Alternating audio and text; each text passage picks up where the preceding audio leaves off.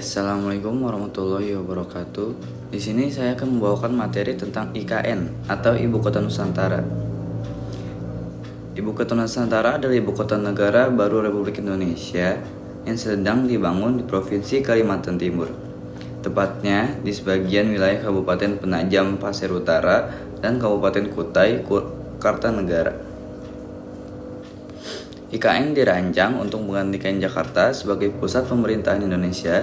Pemindahan ibu kota ini bertujuan mengatasi berbagai permasalahan yang selama ini dihadapi Jakarta, seperti kepadatan lalu lintas, polusi udara, penurunan muka tanah, banjir, dan beban penduduk yang sangat tinggi.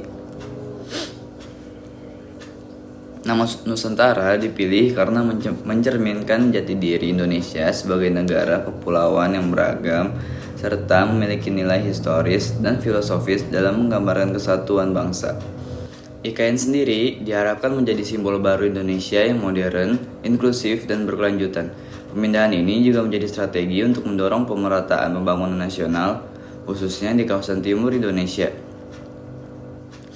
Lokasi IKN dipilih melalui studi yang mempertimbangkan berbagai aspek seperti kebencanaan, ketersediaan lahan, sumber daya alam, hingga aksesibilitas.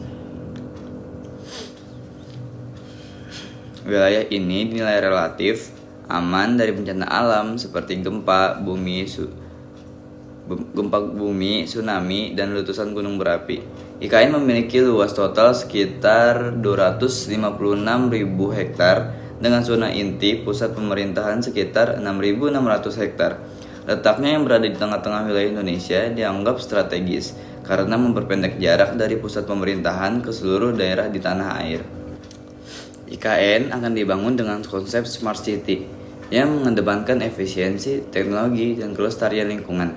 Kota ini dirancang sebagai kota hijau dan berkelanjutan dengan 70% wilayahnya diperuntukkan bagi kawasan hutan dan ruang terbuka hijau. Energi terbarukan, sistem transportasi publik ramah lingkungan, dan pengelolaan limbah yang baik akan menjadi bagian dari infrastruktur kota ini. Tujuannya adalah menciptakan kota yang ramah bagi manusia dan alam, sekaligus sebagai contoh pembangunan kota masa depan. Selain sebagai pusat pemerintahan, IKN juga akan menjadi pusat ekonomi baru yang membuka banyak peluang investasi dan lapangan kerja. Sekian materi dari saya mengenai IKN atau Ibu Kota Nusantara.